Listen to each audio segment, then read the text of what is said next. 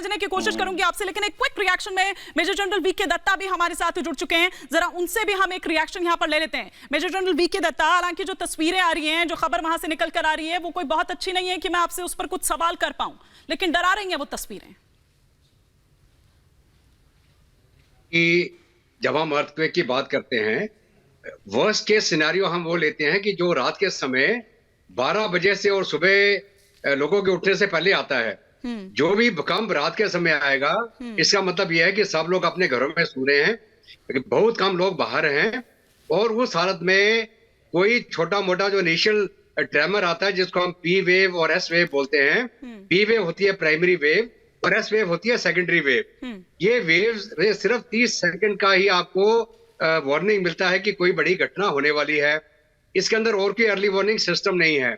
इसके अंदर अगर ऑटोमेटिक सिस्टम लगे हों तो सायरन बोल सकते हैं, एसएमएस जा सकते हैं, लेकिन वो तभी उस हालत में आदमी को पता चलेगा जब वो जागा हुआ है या उठा हुआ है।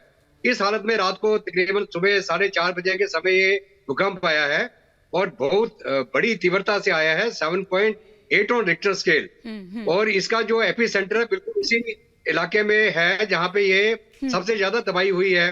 तो इसका कहने का मतलब ये है कि जो लोग सो रहे थे वो सारे के सारे उठ के बाहर नहीं निकल पाए, और जो खास करके मल्टी स्टोरी बिल्डिंग्स में है उनको बाहर निकलने का तो सवाल ही नहीं है।